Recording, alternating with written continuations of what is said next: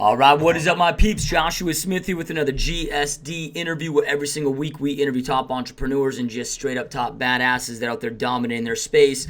And today, you guys, we got a special guest on the show, guy I'm really excited to have on the show. This dude's doing massive things. So he is an entrepreneur, coach, speaker, if you will, consultant, very heavy in the tech space, coaching and consulting a lot of real estate agents, as well as Apple computers, right? Like no bigger client out there that exists than that. So really stoked and honored to have John Reyes on the show. Welcome to the show, my friend.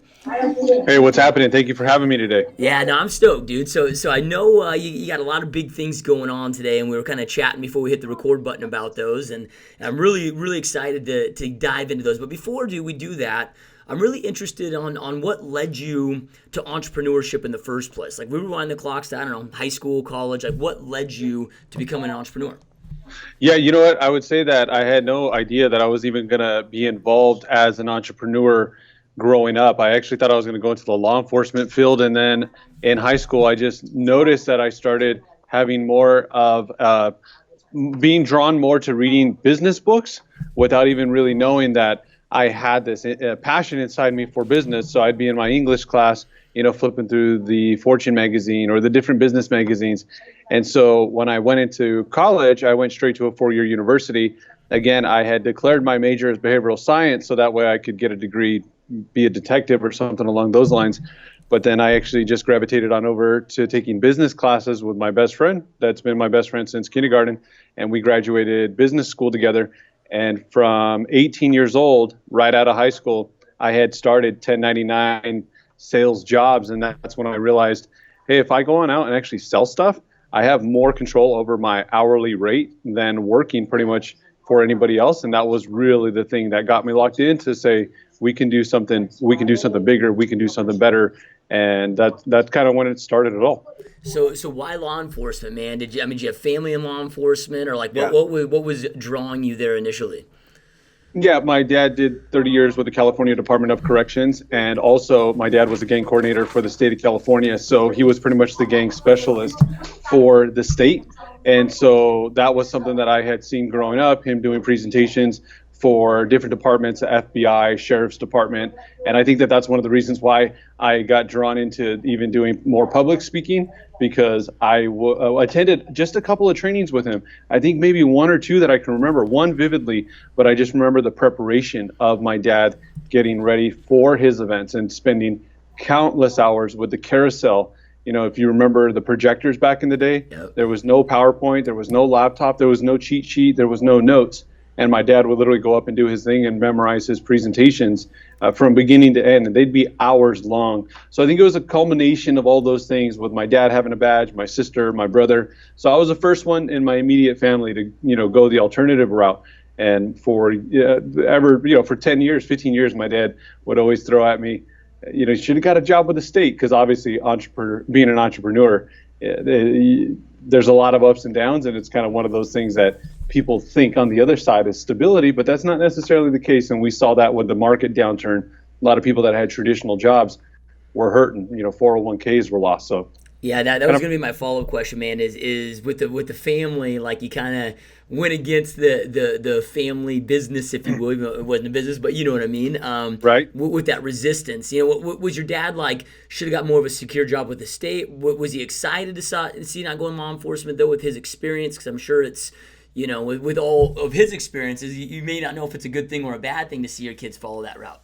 Yeah, more than anything, I think my dad was just concerned, because my family tends to be more conservative, especially my father tends to be more conservative, meaning that he's not one to go on out and to try to do too much where there's going to be too much risk on the line, which is funny because working in their line of work, there's a lot of risk. Everybody just sees risk in a different way. Yeah. And so with that being said, my dad's biggest thing is he just wanted to see me as his son do things like be successful, be able to have a family and have a sustainable paycheck, that sort of thing. So he's super proud now. He's been, consistently my biggest fan forever. And now fast forward after all these years, he reflects and he's really proud. He shares with his friends a lot of the times. He doesn't really even know what I do. If you asked him to tell you what I do, he would not be able to tell you.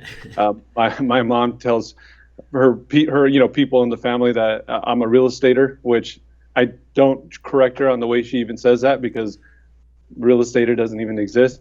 But it's those things. And when my family sees videos of me speaking at an event in front of large crowds or a ton of people, it trips them out. Like, they'll share the videos, but still, I don't think they necessarily have a full scope of what we're doing. They just know we're doing fun stuff. We're traveling, and we create a lot of really cool things, and they're happy with it now. I mean, yeah, now they're really excited. Now they're really happy. Yep, love it, man. So you jump into some 1099 jobs out of college, and then you decide, well, hell, dude, if I'm going to do this for somebody else, I might as well jump into business fully for myself. What were some of those initial 1099 sales jobs that you had? You know, one of the first 1099 job I ever had, I think it was the most important one, because I actually had a job right out of high school working at the Rainforest Cafe. So working at the Rainforest Cafe in the Ontario Mills, my sister had told me that it was an amazing job. She told me how much she loved it. And the moment that I started working there, I absolutely hated the job. I mean, I hated every aspect of it, from what was required of me. The people that I worked with, now I'm sure there's a lot of cool people, but back then I just had a lot of issues with the people that I worked with. I felt like as a new guy, everybody was throwing the work on me. So what happened is I dropped 17 glasses during a busy rush, and that was my last day at work. I mean, I never got so physically hot so quickly in my life without running or, without exercising. And at the mall, my buddy was selling onion choppers for $20. The ones that you hold in your hand and you bounce your hand like this, and the blade spins around. Well, being that I wasn't working at Rainforest anymore, my friend was working here. And he told me, he said, man, why don't you come out and try this? And I told him, I'll never do that. Like, that's just weird. I'm not going to go sell no onion choppers. So short of the story, I ended up trying to sell one, and I sold one. I did a pitch, and in 5 minutes, I made $5. And somebody else walked by me, and I did a second pitch, made another $5 in another 5 minutes. So I literally made $10 in 10 minutes. And I thought to myself for a moment, man, why am I even going to college? Like, I found the job. Like, this is the dream. And so I continued with my studies. But that company that I worked for, I learned a lot. The vice president of the company, I felt, took me under his wing, taught me a tremendous amount. And that company had over 800 sales reps in the country. And I ranked as the #1 sales rep in the entire United States for most sales. And I ended up being appointed as the youngest manager pretty much in the country nationwide. And we ended up running the most profitable, most successful kiosk locations for the company at the time, #1 specialty retailing company in the industry, which means per square foot at major malls across the country, they made more money per square foot than anybody else until Proactive came out, which is a funny story. Yeah, that's crazy, dude. So when it comes to college, man, because we got a lot of young people that watch this show. I mean, I've even had like 10-year-olds that reach out to me. I'm like, it'd be appropriate for you to be watching this show, but they're entrepreneur minded, and I went to business school, and I'm like, man, it was just for me, it just wasn't necessarily worth the time or the investment financially. Now, knowing what you know now, is that a regret of yours as far as going to college? Do you wish you would have just invested more time in companies like you were at, or have you found that business degree to apply to what you're doing? So I would say for me, graduating college was one of the biggest accomplishments of my life, even to date. And the reason being is because I had always worked and I ran multiple businesses while I was in college. So the fact that I was putting in literally 60, 70 hours into my work and at the same time going to school, that's one of the reasons why it meant so much to me the day I graduated. If I was to talk to a young person today that was looking to go to business school, I mean, unless they were looking at going maybe to one of the biggest schools out there, like a Stanford or Harvard, but I mean, if you look at, for the most part, most local state education, I would advise for people who are serious about being an entrepreneur to go work with more companies, connect with people, and learn from mentors, opposed to going the traditional route and just learning from professors. And I know some people would disagree with that. I mean, there's a lot of people that would disagree with that. And it's not that I'm downplaying the importance of college. It's the fact that the business world has changed drastically. And I believe that even a lot of our professors that are out there don't necessarily have the insight to adjust to the market that we're in today.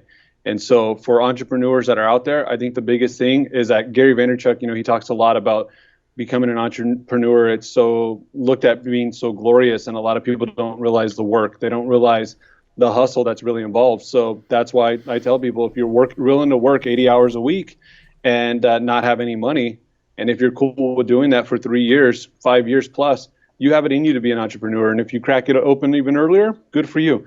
But the reality is that doesn't necessarily happen, for most of us. And so I think that that's the biggest thing, is that people just need to look at what they have inside them. And if they don't have it, find an alternative route. But if they really believe that they do, and if they really have an idea as to what work is involved, and not planning on, having the late nights with your friends or planning on doing weekends, like literally my business partners, which is my one of my best friends since high school, my wife, who I've been dating her since she was 15, and her twin sister, the four of us, we worked at McDonald's when we were 16 years old. Now the four of us make up social networks and pretty much all of the other things that we do. And there were times that, we would literally work 70, 80 hours a week, not going on out, saving our money, splitting dinners, just doing whatever we needed to do to keep the business, keep the dream alive. And I mentioned to you, my best friend, the one that I have known since kindergarten, when we were building our business, we had no office. We were working from my kitchen table. Everybody had other jobs. My business partner worked from 5 a.m. till 9. Then he'd come on out, work with me.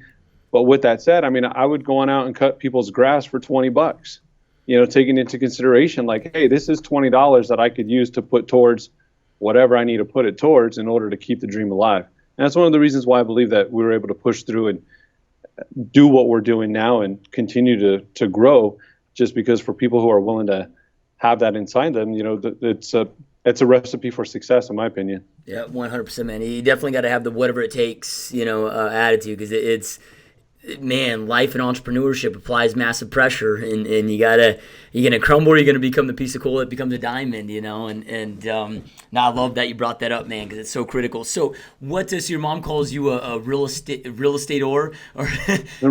estater? Real estater. So what then got you into real estate? Did you transition into becoming because I know now you're coaching, consulting, and teaching real estate agents. But did you become a real estate agent yourself at some point?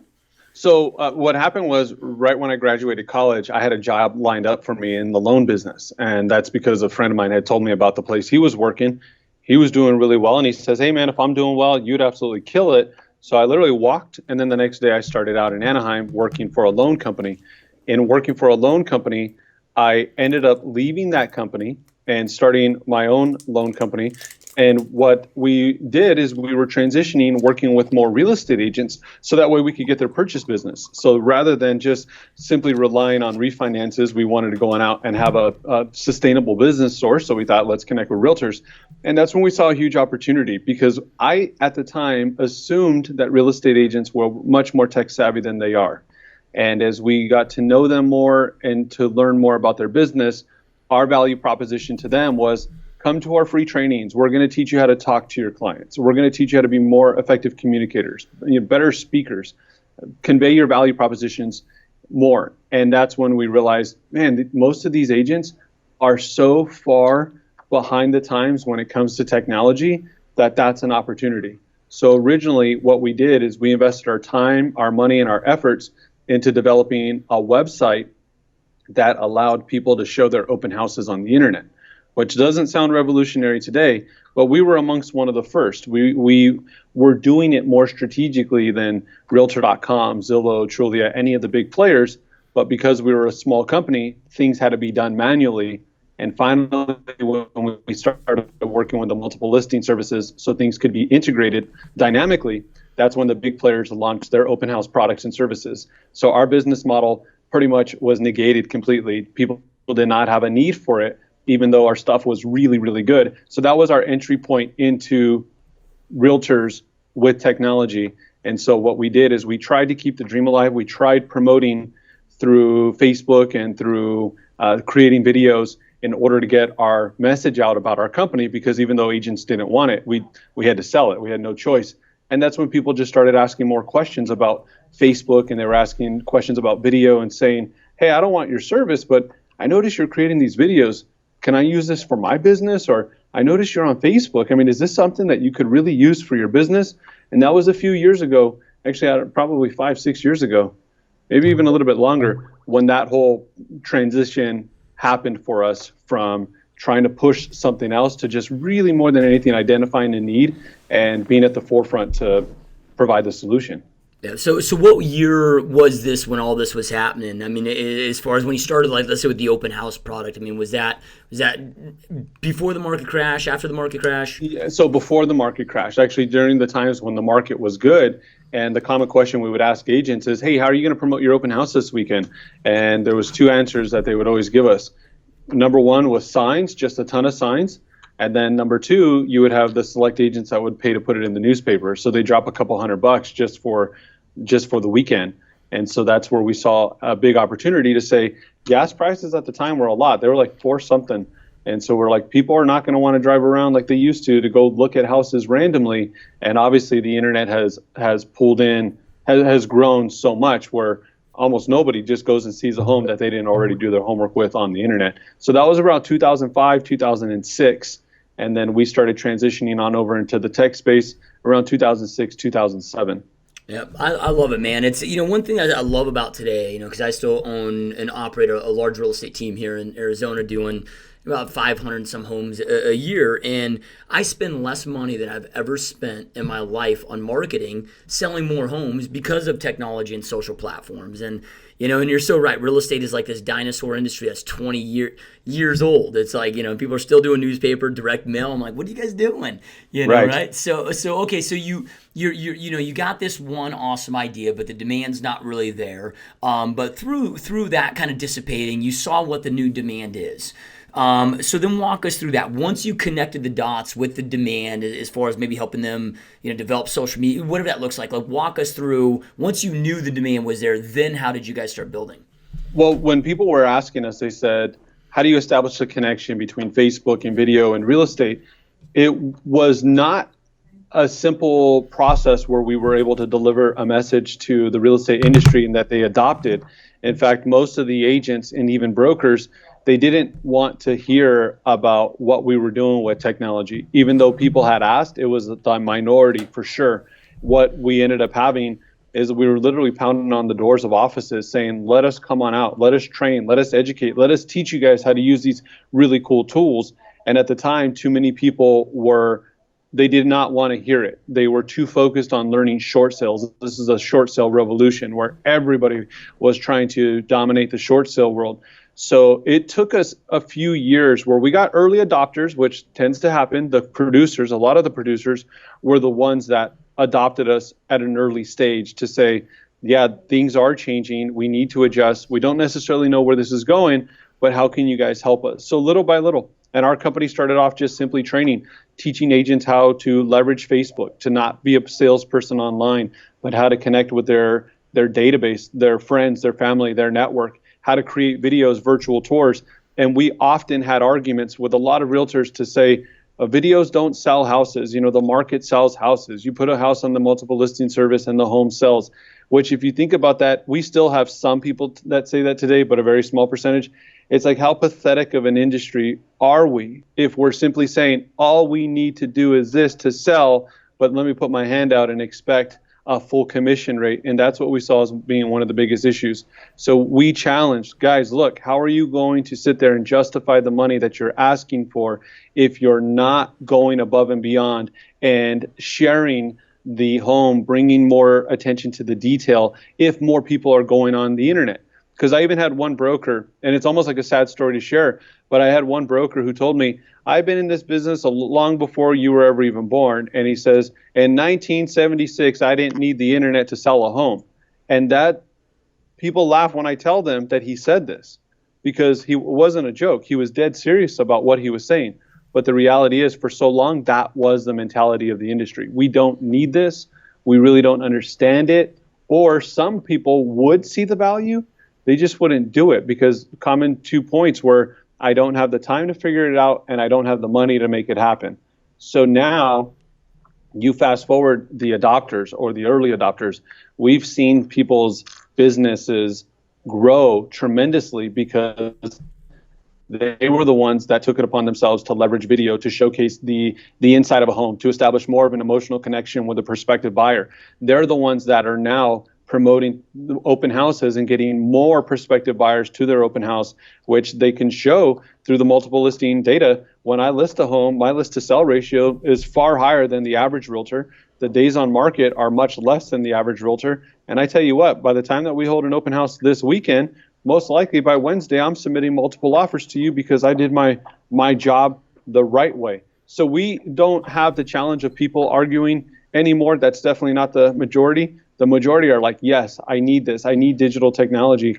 They just don't know what. And I mean, that's what I do literally all day. Before I spoke to you, I spoke to a company, relatively large company, and they were like, we know we need this. We just don't know what we need to do. And so that's where we've come on in really as an advisor or a consultant to many companies, agents, brand new agents, middle of the road agents, top producing realtors, where we're literally going through what they need in order to be or to stay relevant in today's ever-changing market, how they can stand out from 3, 4, 5 other agents if they're competing for that listing, or simply more than anything, take one listing and not just bring better marketing to it, but use it as a billboard so that way one listing can turn into 2 for them, because that's the opportunity in real estate right now. And I'm not surprised that you're closing so many deals yourself, especially because obviously, you're out there, you're leveraging the mediums where not only do people know who you are, but at the same time, if you were competing against an average realtor, the moment that you say, here's what we do, here's what we've done, and here's what's going to be the benefit to you, it makes it very difficult for another real estate agent to compete against that.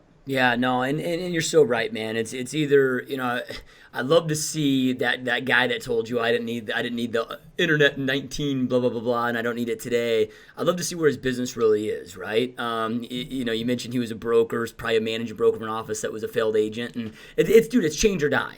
If you're Right. not adapting and changing and shifting, so then real estate agents have to ask themselves, do I want to become an online social media expert, or do I want to be an expert real estate agent, right? And then Right. outsource a great company like yours so I can focus on brilliant listing presentations, buyer presentations, contract negotiation, and outsource, let the professionals like you do it. I love it, man. And I think a big component that people are missing too is it's not just the fact that you're helping them maybe brand their listings and sell those faster. We got to be branding ourselves.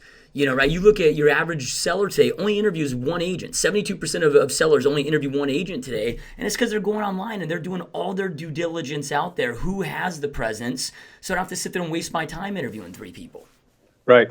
Yeah, and it's funny because most of the consumers, when they contact a real estate agent, like in our Southern California market, they'll contact somebody through the internet. And when they contact that person, in many cases, it's a competition. I'm talking to you and I'm talking to a few others because these sellers are obviously way more informed. They're way more in tune than ever before.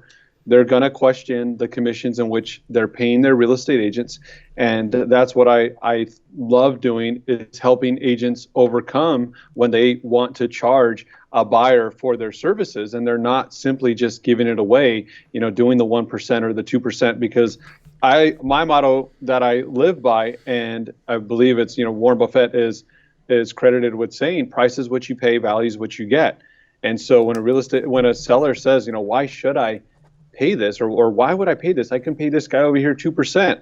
But it's like, in all reality, marketing matters. Marketing makes a significant difference. It also has a direct impact on how long your home's going to be on the market. Unless you're just simply giving it away, there's competition for properties. You can take into consideration the days on market in the average area and say, like, when you're putting your home, do you want to sell the home quickly? Do you want to net the most money? And that's obviously what most sellers want. They want to sell fast and they want to net the most money possible. And they don't want the deal falling out of escrow, so they need to have the proper pool of buyers. So I love that when we're able to help agents, or I'll even go to listing presentations and compete against some of the biggest names. And when our clients are the ones that walk away with the listing contract, it's very exciting. I mean, we helped this one realtor, a brand new realtor. When I say brand new, not one deal to her name.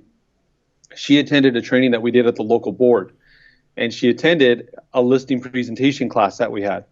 She had a listing presentation already scheduled, and she's not getting this training from her office because most companies, unfortunately, they have a very cookie cutter listing presentation pitch. So if you take any of the big names or the big companies, agents, they want to be applauded for saying, oh, when you list with me, I'll put your home on more than 100 websites. In my opinion, that's like saying, oh, hey, when you buy the car at the local Kia dealership, they're going to put a steering wheel on it for you. It's like, that's not you. That's the CEO of the MLS that's making that happen. You know how difficult that is? You go like this, click, it's done. Or even agents taking photos with their mobile phones. It's like, okay, you want to sell a $500,000 house, but you don't want to invest $125 into photos. Those are the agents that we call out, and they don't get the calls back from the sellers. We do it time and time again. Or if somebody says, oh, the other agent says that they're going to create a video. That's great. In fact, they should have been creating videos 5 years ago. A video without a structured distribution plan is virtually worthless. What purpose is a video if nobody's going to see it? So it tends to be a little bit more, when I say it, an aggressive approach because I really believe in it. But that new agent that came to that class never closed one deal in her life. She's the one that stood up and raised her hand and said, hey, I'll role play with you, because I said, can I get a volunteer? She says, I want to do it. And not only did she actually be the person that role played with us, she went and competed against a really well-known realtor, and guess who got the listing? Yep, smoked him. And here's a key takeaway. I gave her this line. I said, okay, who you're going to be competing with? Most likely they're going to call out market share. Oh, I have 50% market share. Guess what? Buyers don't care. The buyer looking on Zillow could care less about your market share, because the reality is they're going to most likely find their own home anyways. Now, in your case, if you have a lot of inventory, I mean, then of course you flip the switch and you leverage that, to tell your sellers, we have a ton of inventory out here and we're premier agents on all the major websites. So when they see our listings, we're going to be controlling the calls. We're not going to have them go to the realtor that's just paying for the advertisement in the local area. So it's just marketing. It's just all how you spin the message to best benefit you, but genuinely make sure that you're benefiting your clients. So, we have real estate agents. Obviously, I mean, this is we're just voted the number one real estate podcast in the marketplace, and congratulations, that's awesome. Yeah, thanks, brother. So we got real estate agents all over the country, all over U.S., all over Canada, many other countries. Walk us through what you guys then do. Like, let's say because I'm guessing that you're not just California specific. I mean, you're helping realtors all over the place.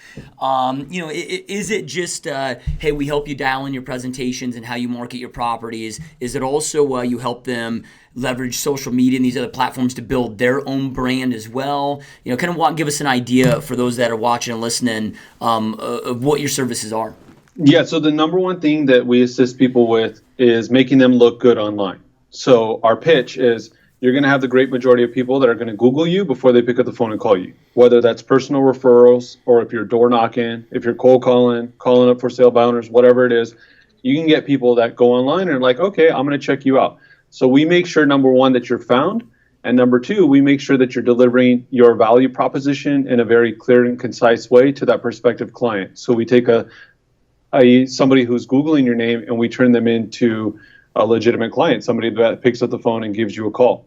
So that's number one. And the way that we do that is we create videos for agents. So we do, I think, more agent intro videos in the Southern California market than any other company out here. For agents that are outside of the market, we do endorsement videos. So we'll leverage just animation style productions where we're introducing an agent, or we'll have somebody on our team be the spokesperson and say, I'm so proud to introduce to you Joshua Smith. And so the purpose of making sure that we do this is that we can deliver the value prop of whether it's years of experience or the fact that they genuinely enjoy or love their business. And it's super effective because when you have a good video, that's something that's now should be shared with every client that you meet at an open house, or every client if you're door knocking, and if you got their attention just a bit, you send it on over to them. So besides making them look good with their video, their website, and social media branding, and what I mean by website, a lot of our clients have their free company sites, or they have a site that they get from another company. If they don't have one, we offer them one. But if they have one, we'll enhance their site by adding a video to their homepage, video to their about page, and making sure that their social media accounts all have brand continuity across the board. So again, I would say the biggest thing is we make sure that the agent looks professional and helps with their conversions. The second thing is, once that part is done, it's really a frame of mind where when we're assisting our clients, we're helping them be better salespeople. When they're at their listing presentations, we're giving them the points to sell in order to help them sell and convey their value. At the same time, if they have a listing, one of our popular services is that agents can give us their photos directly. And in many cases, we'll work with their professional photographer. So that way we can create either a video for them or set up their photo gallery. And they just pay us, and then we do the whole promotion for them online. And a lot of our clients are able to double in their properties or get their homes sold quickly because they generate a considerable amount of interest, not just from local prospective buyers, but also local agents as well. So we charge $295 for it. For $295, we'll get the listing promoted online. They have all the data, they have the analytics, and what we do is we teach our agents how to leverage that when they're at a listing presentation. That way, when a seller says, "Oh, the other agent I was talking to, they said that they're also going to be on Facebook," and this is a true story. In one of the listing presentations I went to with a friend of mine, it was a $750,000 house. The seller was very aggressive, and it was a for sale by owner. And he says, "Tell me, what are you going to do different than every other realtor that I've already spoken to?" And he even got the business card of one of the last realtors he met with, and he throws it on the table.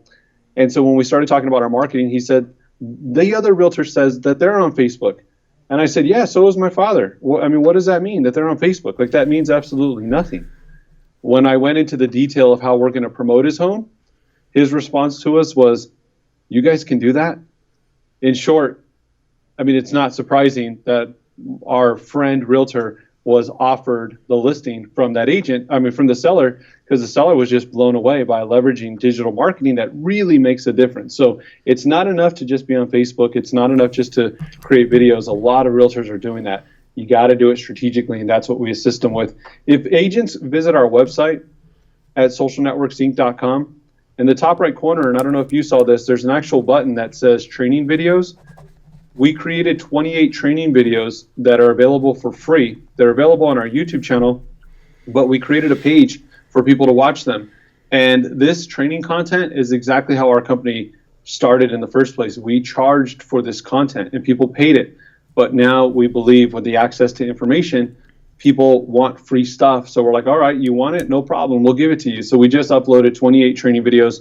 They're really helpful, but we talk about the mindset of social media, how to be effective and not annoying, how to leverage your cell phone to be a better communicator, to get more people to respond to you at your open houses, all of those things. And the feedback has been really good so far. It's been pretty awesome from what people have said about the videos. They're all short, anywhere from a minute to maybe 3 minutes max. Yeah, no, I love it, dude. And I'm always, it drives me crazy when realtors, number one, most of them, I know you said that a lot of realtors do video, but the reality is it's such a small percentage actually do. Most, man, they have this massive resistance to it. And then when they do it, it's like, I always tell realtors, how's your time best spent? Like, do you really want to go out there and try to, you're going to master green screen videos, you're going to, for the amount that you guys charge, it's so minimal, where they could just get on the phone converting appointments and be making $300 an hour, right? And it's such a good use of their time to delegate things out to the experts. And I love seeing companies like yours out there, man, and applaud you guys on what you do. And I wish more realtors would just learn to just delegate that stuff out to guys like you, that this is what you do. It's powerful, dude. So, okay, man, I know recently you just started getting in with Apple too, and training a lot of their employees. And so how does that happen? How are you doing social networks for realtors? And then now, boom, you're with Apple. Well, you know what? I was at my local Apple store because I live right by one. And I went to the Genius Bar and I ended up meeting a person that's on the business development team, because the person at the Genius Bar just was asking me, "So what do you do? Tell me a little bit about your business." And I think it was just the traditional questions that they asked to make people feel comfortable. Well, the genius had a genius idea of connecting me with the business development guy. So the business development guy comes on over and we had a great conversation, and I just felt like we connected. And so he said, "Hey, would you be interested in doing a training for us? We have this training room. It's one of 28 training rooms in the United States. We happen to have the biggest in the entire country. And what we'd like to do is to start holding workshops specifically for realtors, because at the time, this is when the iPad was growing in popularity for realtors." And I told him, "Oh, we created the curriculum for CAR education, the California Association of Realtors education. We wrote the book for Facebook marketing, social media marketing, video marketing, and we also did the iPad curriculum." And so he was like, "Perfect, let's book it." And so we ended up booking the training, and I just happened to, I'll say, talk like a big game. I told the guy that was booking us, because I know that they had trainers, local trainers in some of their other stores.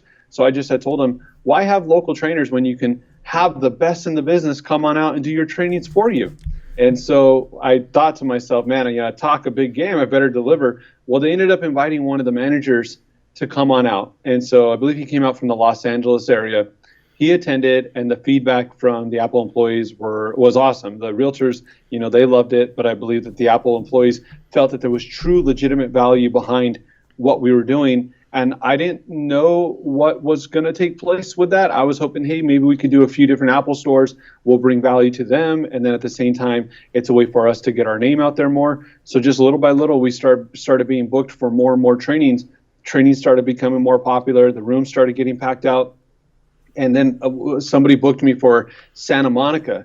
And in Santa Monica, we had clients that showed up from Brentwood, from the Beverly Hills area. And so I was told that it was an Apple training. I had my whole keynote presentation with all the data and all the stats about buyers and sellers. And when the first person walks in, I said, oh, so what brokerage are you from? What company are you with? What real estate company are you with? And he kind of says very negatively, like, real estate company, brokerage, what are you talking about? I'm not no real estate agent. So I'm like, oh, okay, no problem. He slipped through the cracks, no big deal, like, welcome. And then the next person walks in and I ask again, so, what real estate company are you with? And by the third time that the person was responding saying, I'm not in real estate, I went and I spoke with the development manager, the business development from Apple. And I said, hey, how did you guys promote this event? She says, to real estate agents. I said, nobody in this room here is in real estate. So she went and she checked and she says, oh my gosh, we promoted it to small business owners. And so I think at the time she thought that was going to be a problem, but it really wasn't. We looked at it as a huge opportunity. I just closed my book because nobody cares about realtor stats when they're just, business owners.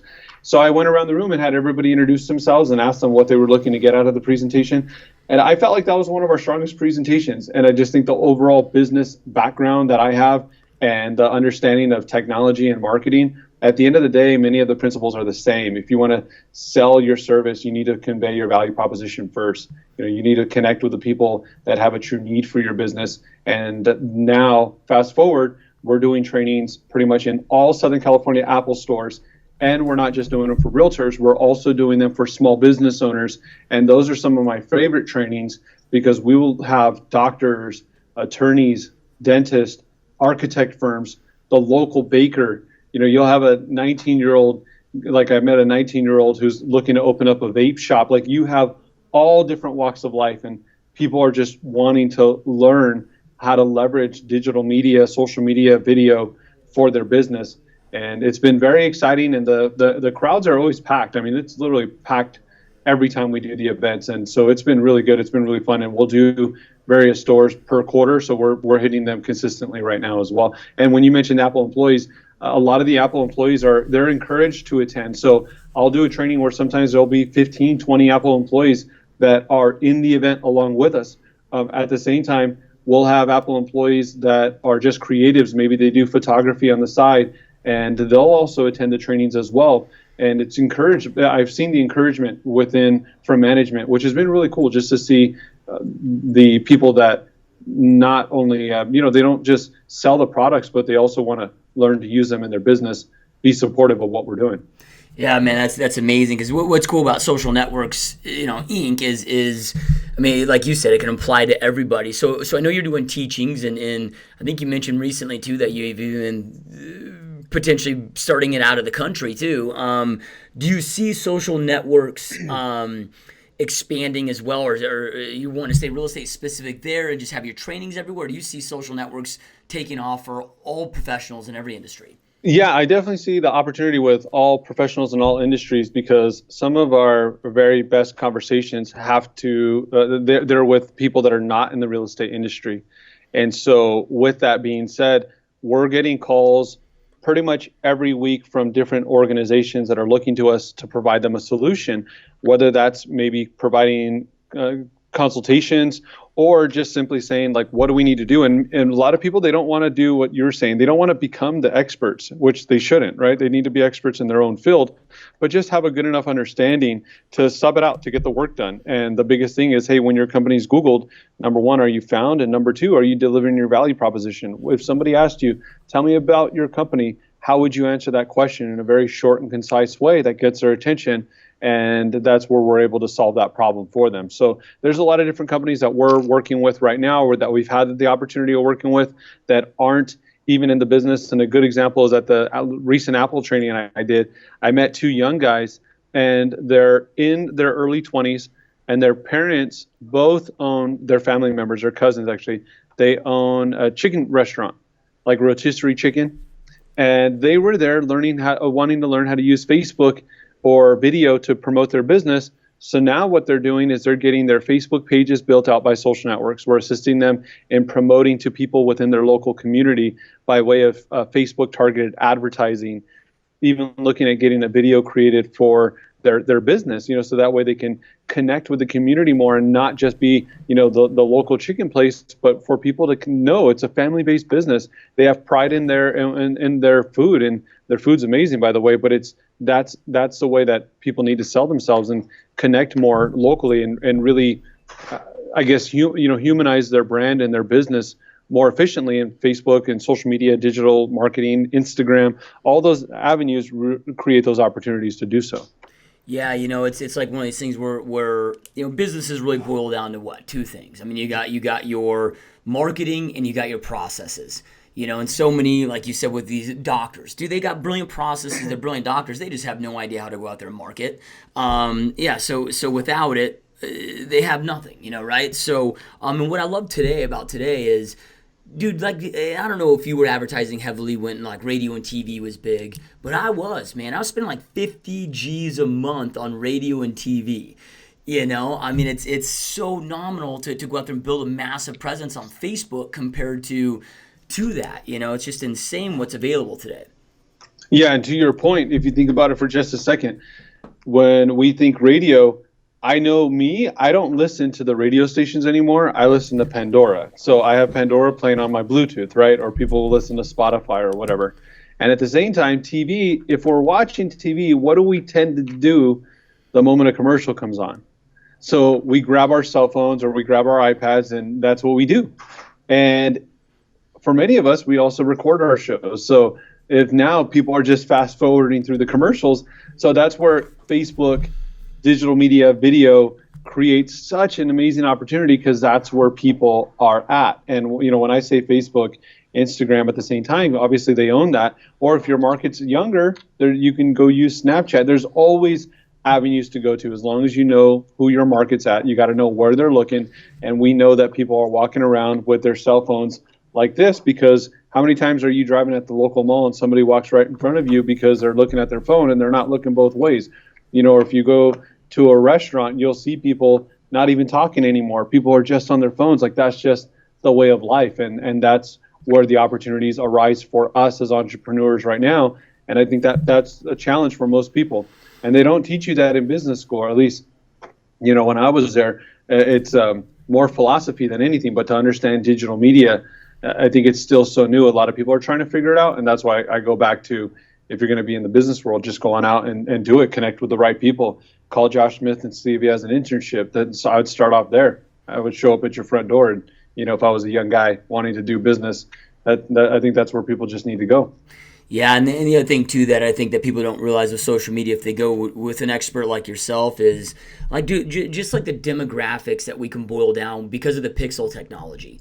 Right? Like if I'm on TV, well, I can control what channel I'm on with overall demographics, but I can't be like Facebook. It's like, okay, if I can be between, let's say, women and this zip code on their mobile device between 35 and 44 convert better, here, and then men on their desktop device between, it allows us to get so damn targeted. And again, that's why if you do it right and hire the right expert like yourself, you can do it for so inexpensive and get such a massive result.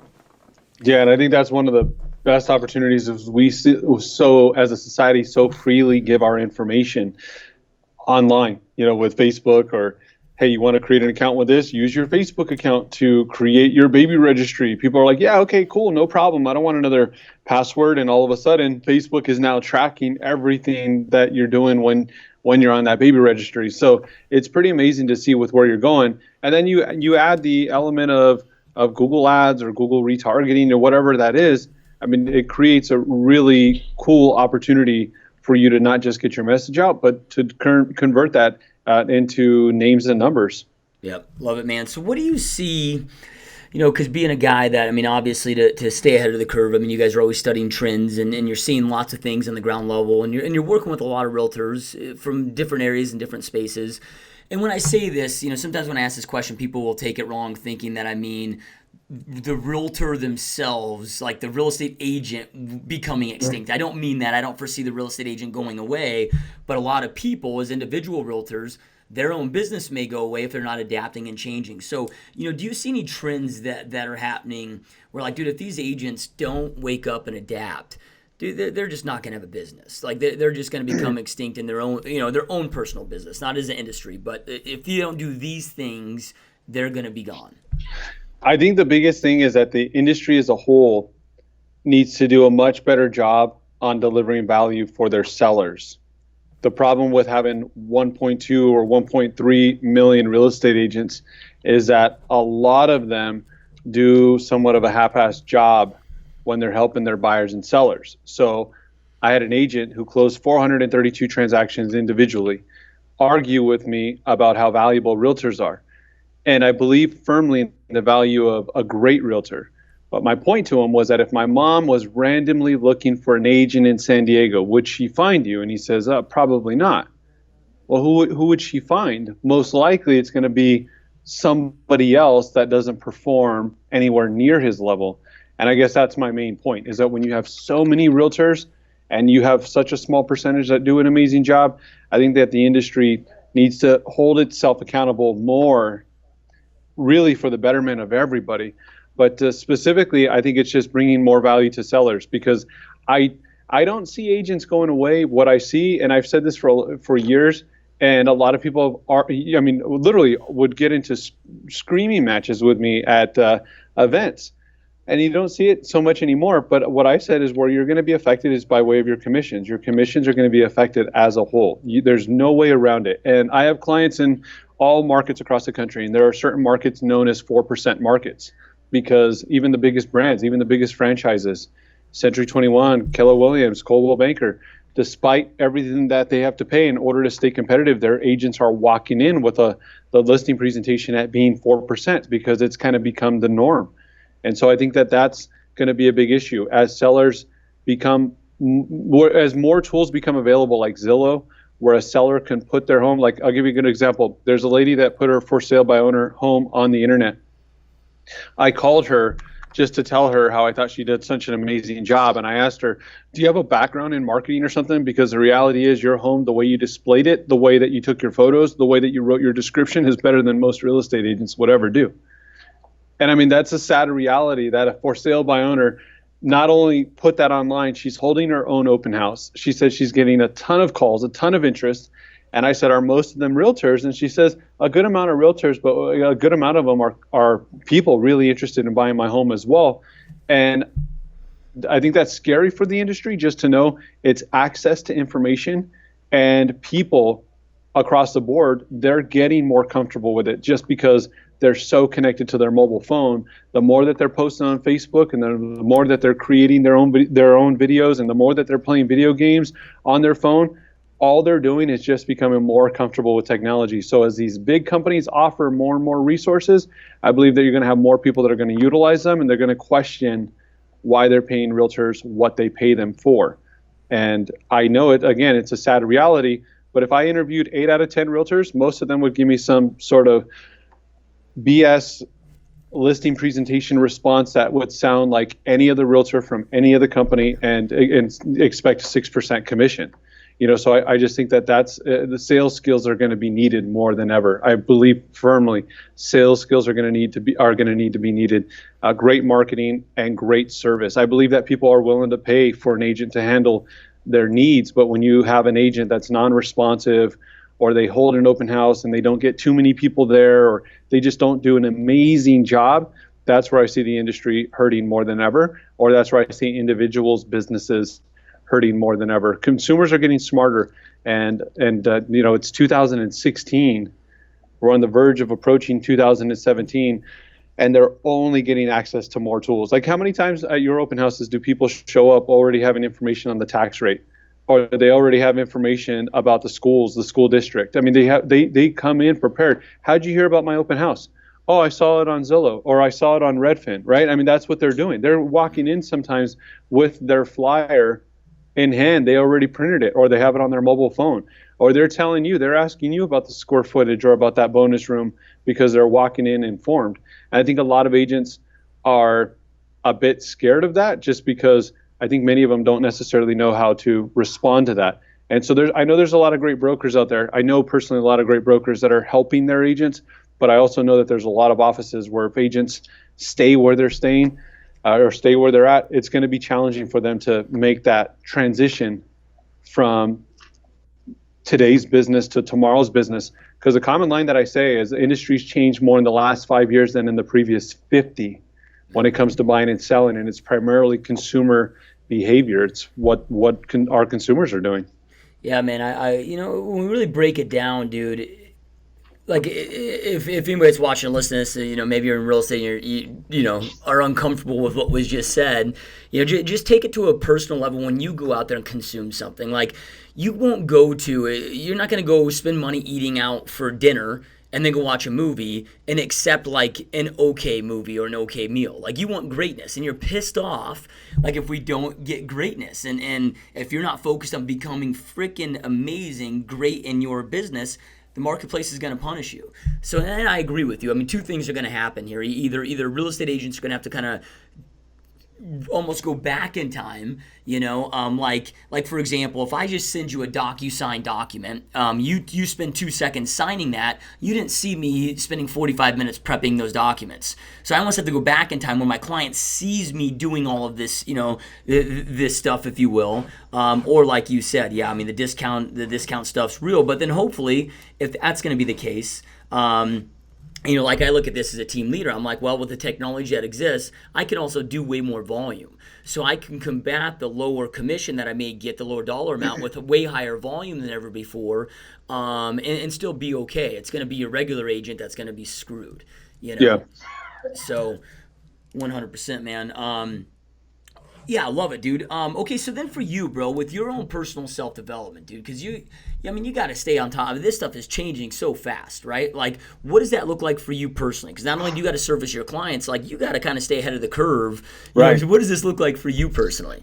Well, the cool thing is one of the reasons why we've been invited to speak at events across the country for the last 5 years is because fortunately we've been able to stay really at the forefront. And a lot of it's not what we're reading in magazines, it's really connecting the dots more than anything. So I believe firmly that it's our understanding of the industry. The more that we're involved in working with clients, talking with for sale by owners, talking with sellers, talking with buyers, identifying what they're going through, how they're leveraging digital media technology, talking to agents and understanding their pain points, that's really our competitive advantage when it comes to incorporating new technologies. So my business partner, Matt, who was the first person to ever tell me about you, my business partner, Matt, had said, hey, there's this guy, Josh Smith, and he was talking about this open house strategy. And what's funny is that I thought, I thought I was like, one day I had an epiphany about open houses. And I was telling him, I said, hey, man, I was thinking about this thing with like open houses, and I was running the ideas by him. And he looked at me and smiled, and he's like, hey, you're kidding, right? And I was like, no, what are you talking about? He's like, man, that's what I've been telling you about for such a long time with the stuff that you promote. So that's on a side note. But Matt is literally obsessed with watching pretty much every tech podcast that he can, and social media podcasts, reading about it, learning about it.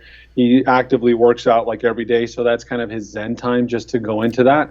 And so he brings that element, and then I think I bring on the marketing side element, the business side, because I'm so heavily entrenched in deals and what have you. So I think the combination of that for us will allow us to continuously keep connecting the dots. Like, we're working on something right now for agents that produce at a high level that can become even more dominant, have much more exposure, strategically leveraging a lot of different resources through Google, through Facebook, through landing pages, from lead generating. And those are things that we're putting together now. And it's just, again, because of all the things that we constantly test. We're trying out this, we're trying out that, we're seeing what's working. And we have the manpower at our company that if we come up with something creative, we can go on out and try it and see if it works or see what sort of adjustments we need to make, because internally we have all the way from web development to graphic design to social media, brand management, the creation of it, to the Facebook advertising, to just looking at the analytics and the data to see, what's happening and what's going on. And one more thing I want to point out, when you had mentioned that maybe some agents are a little uncomfortable in hearing this message, I think that that's where we need to get. We need to force ourselves to be uncomfortable, because if we act as if everything's okay, a lot of agents did that during the time that the market was booming, and those were the same people that were out there, that were cleaning the streets just to make money. Like, that's, I think, the grim reality of the business world is you should always be a little paranoid, thinking that somebody's trying to take it away from you. And it's not necessarily a realtor. I think in our case, it's the ever-changing market. And the last car that I bought, this is no joke. I bought a car, and when I bought my car, I was at a sushi restaurant, and I was eating when I had my wife with me, and I was on my phone. And what I was doing is I was texting the manager at the local dealership. My entire transaction was managed through a text back and forth. And of course, he's like, "Oh, we don't do this."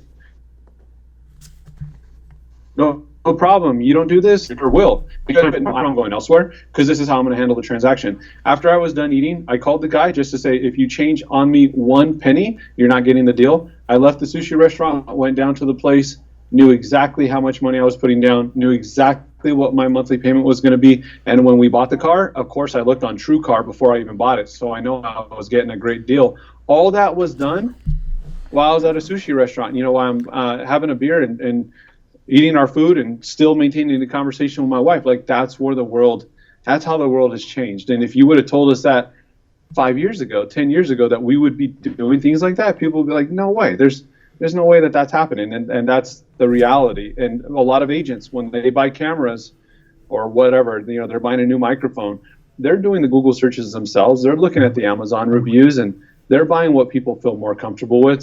So and when a lot of agents make the connection to realize, yeah, you know what, I am doing this myself, or to some degree, I'm doing exactly what you guys are saying. Maybe not buying a house, but when I'm buying a car, that's when I see the light bulb go off in a lot of their heads to be like, yeah, you're right. The world is changing, and we just need to adjust and we need to adapt. And I like your point about more volume if they lower their commissions, because that is a huge opportunity as well. So I think when you just bring it all together, better service, better marketing, understanding that the status quo can no longer be accepted as being good enough.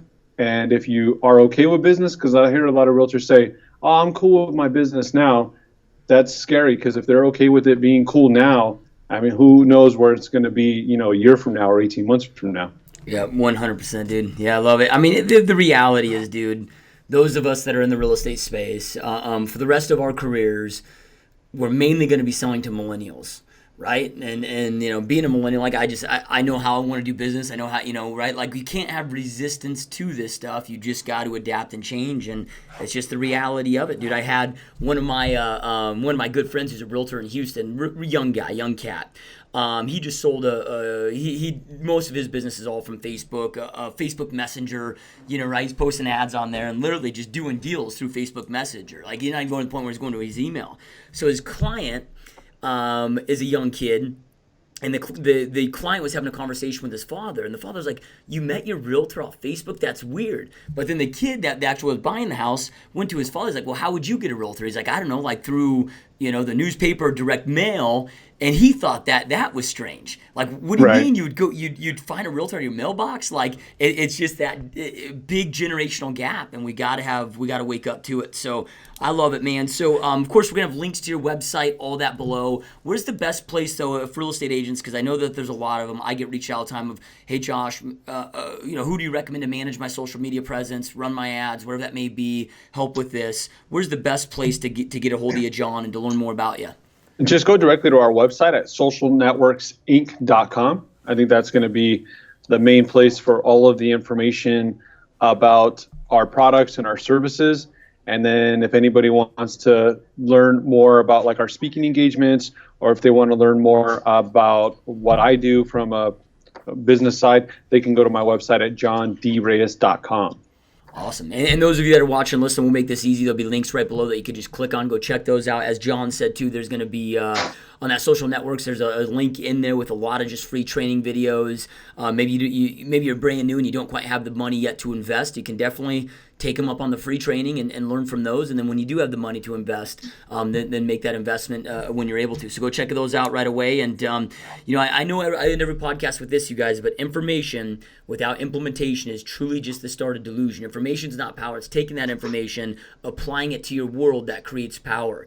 John dropped so much just amazing information on you guys today. Take something that you learned, go apply it in your life to go out there and create that life you want and deserve. And John, dude, I know how busy you are, man. I truly appreciate you taking time out of your busy day to be here, dude. You got a great product, man. You guys are doing big things, and we truly appreciate you being here, brother.